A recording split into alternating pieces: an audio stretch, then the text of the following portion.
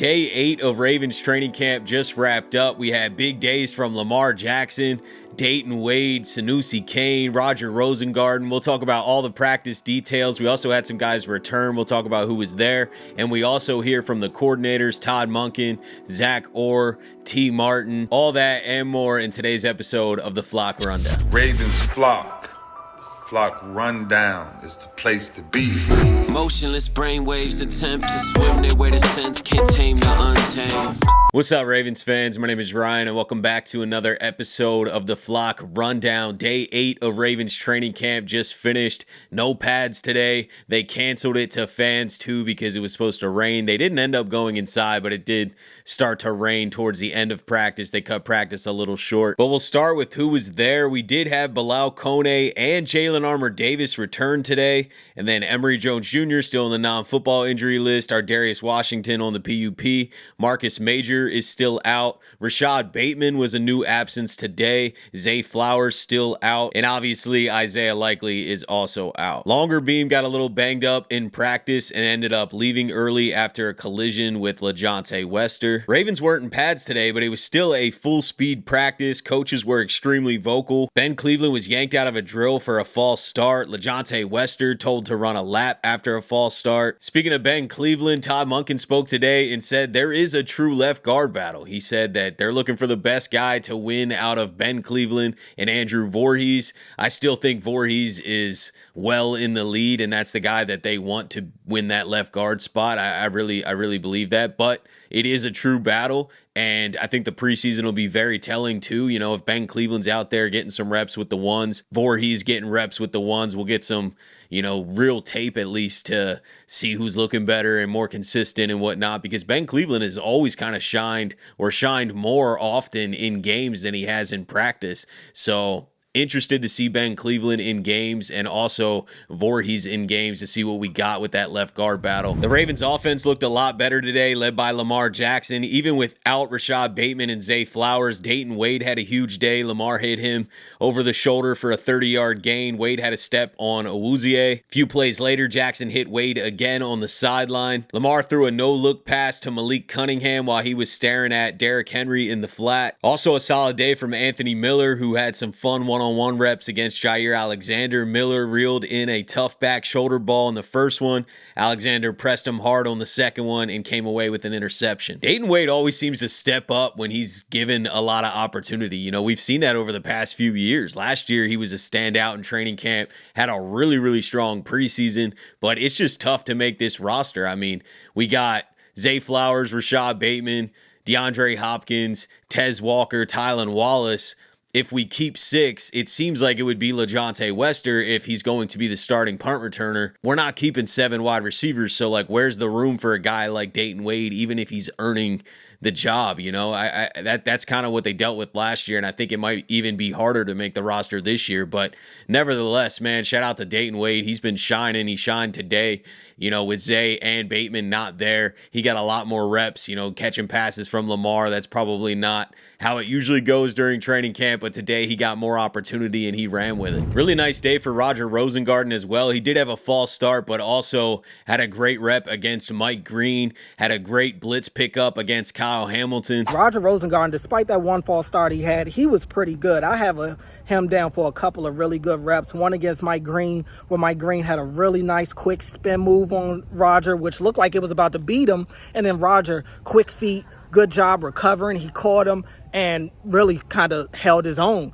after that. So a good day for Roger Rosengarten. He had another play where he picked up a blitz on Kyle Hamilton really well, which got a huge yell out of Coach Warhop congratulating him on that rep. So good day for Rosengarten. Heading over to the kicking competition, both Tyler Loop and John Hoyland kicked today, and they were both 3 for 4.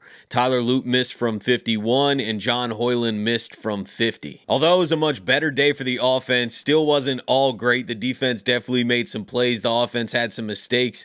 At the very end of practice, there was some frustration and helmet spike. Lamar Jackson was mad after a slight overthrow of Malik Cunningham that led to an interception by Sanoussi Kane. Sanoussi always been a real smart player, a physical player. I think he's moving better in the back end than what he did last year. So that's a credit to what he did in the offseason and training. He's moving a lot better. He's comfortable with the system. So he's doing a heck of a job. I have full confidence in Sanoussi, man. So I'm excited for him. I'm excited to see him get out here in these games and really see how he's grown as a player, because we see it out here since the spring that he's came back different. There was a 4-play stretch at the end of practice where Nnamdi Madubuike batted a ball down, then Roger Rosengarten had a false start, Ronnie Stanley had a false start, and then Madubuike tipped another pass, which was then impressively caught by Malik Cunningham. Roderick Washington and Adisa Isaac both had strong days on defense. Adisa Isaac starting to stack some practices here. We also had a strong day from John Jenkins, who blew up a run today. The only thing I'm a little bit concerned with the offense is the consecutive days of false starts. You know, there's 4 or 5 penalties almost every single practice, and it's really stacking up. We're in day 8, and I swear there's been 4 or 5 penalties every practice. So in the beginning, you're like, okay, it's early in training camp, it's really not a big deal.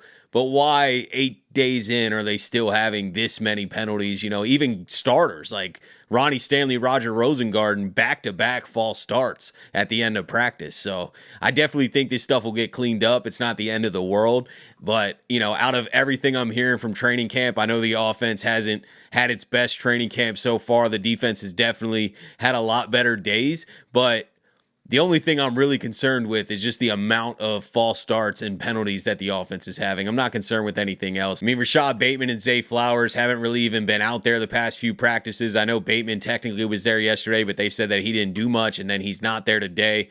John Harbaugh said that they're just dealing with some camp things, so they're probably a little sore or tweaked something. So I don't think it's a huge deal that the offense, you know, is struggling at all. Plus, you don't get to really unleash the run game. You know, they're not tackling to the ground. They didn't even have pads on today. But even when they do have pads on, the starters aren't tackling to the ground. They're just wrapping up. So it's hard to really tell. You know, Derrick Henry probably plow through some of those that you just don't get to really see. So I definitely think the offense will be very dynamic and very strong this season. Just want to get these penalties cleared up, though. I don't want to keep hearing every practice that there's 4 or 5 false starts, especially with the starters. I think that's the biggest concern. You know, we heard from Todd Monken a while back. He was saying that some of the younger guys that are just coming in are, you know, struggling with the new cadence and things like that. But Ronnie Stanley, Roger Rosengarten, those guys shouldn't be having consecutive false starts. So just hoping that that gets cleaned up. I'm sure it will. And T. Martin spoke today on these offensive struggles, and he kind of credited the defense. He said that the Ravens defense has gotten tremendously better and have kind of had a leg up early. Can Lamar get as much out of a practice when the offense isn't clicking as one where it is? Yeah. I'll tell you what's beautiful right now is our defense is playing really good. You know, I don't want to jump the gun, but they're playing really good. And they really improved personnel-wise, schematically. It's another year in it. And they're kind of kept picking up where they left off towards the end of the season on defense. And it's good for us because we were able to exploit some things early on last year that's not being exploited right now. So the diamonds are in the detail, and they're forcing us to be very, very detailed in everything that we do. And so you're going to have that. Championship teams, one side of the ball doesn't always win. You know, it's some back and forth, right? And then there's some button heads, there's some good days and bad days for both sides. And you want to see that, especially in training camp. I like where we are as a team, but we like getting the looks that we're getting from our defense. They're challenging us.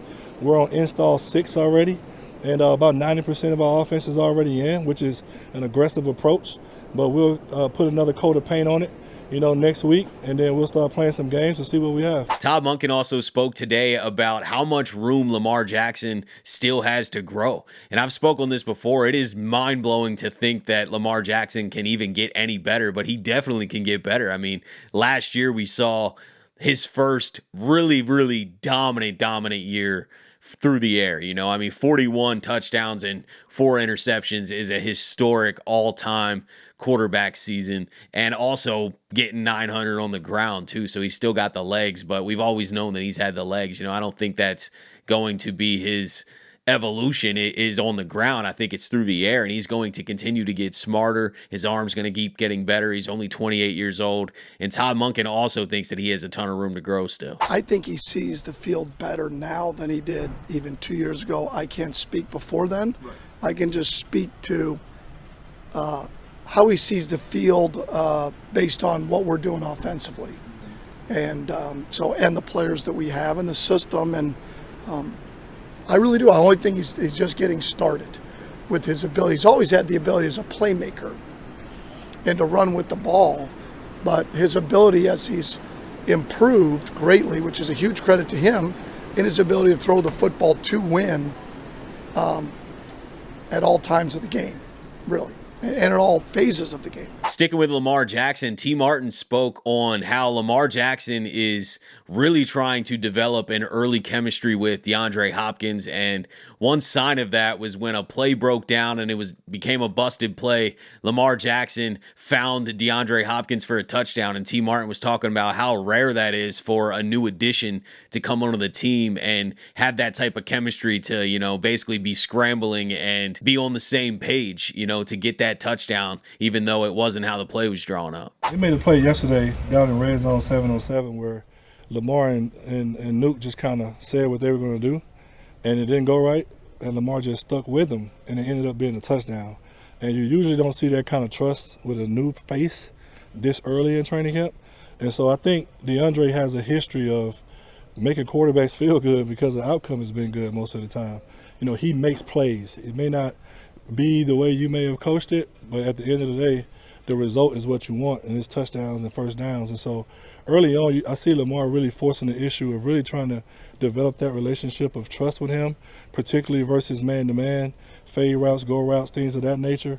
And those type routes will set up the other things that we want to do with him. Zach Orr was asked about Nate Wiggins today and his year 2 leap, and he said that Nate Wiggins is one of the most physically gifted corners that he's ever seen in his life. Hamilton, who said that Nate Wiggins' year 1 to year 2 jump is as big a jump as anybody on this whole team.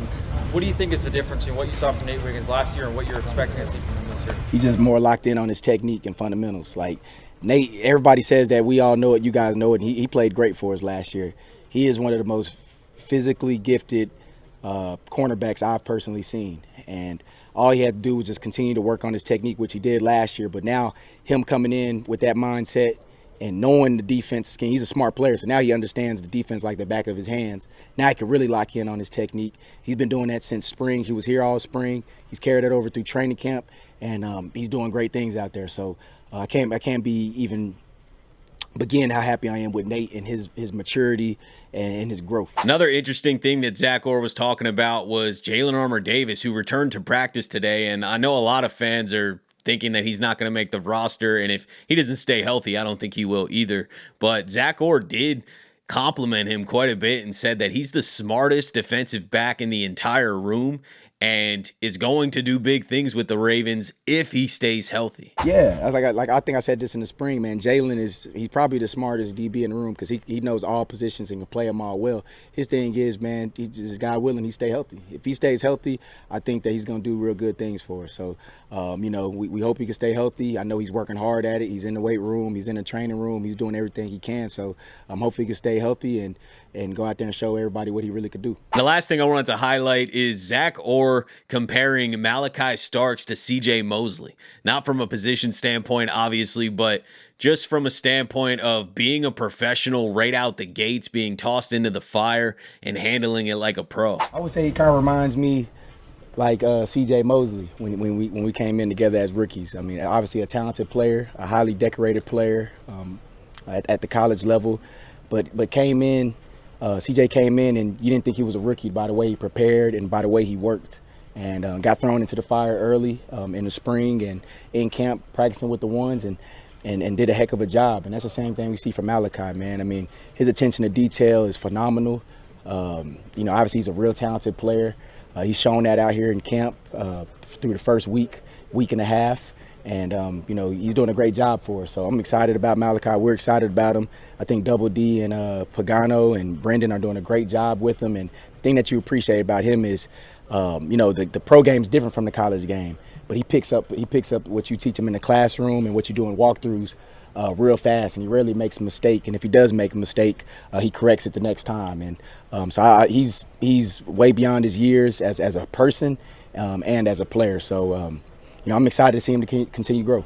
I can't say this enough. I think Malaki Starks and Mike Green, too, are going to have serious impacts as rookies, and that is not normal for the Ravens. Usually they don't have a ton of impact the first year from their rookies. Maybe the first round pick, but not always, Sometimes even Nate Wiggins last year was kind of slow rolled. He wasn't playing a ton until towards the end of the season. So I think Malaki Starks is going to play a lot. I think Mike Green will obviously get in too and up his minutes as the time goes on. But Malaki Starks truly is thrown into the fire with that Ardarius Washington injury, but I don't think there's a better guy built for it. That's pretty much it from day 8. No practice tomorrow. Be back on Saturday. Stadium practice Sunday. Joint practice next week.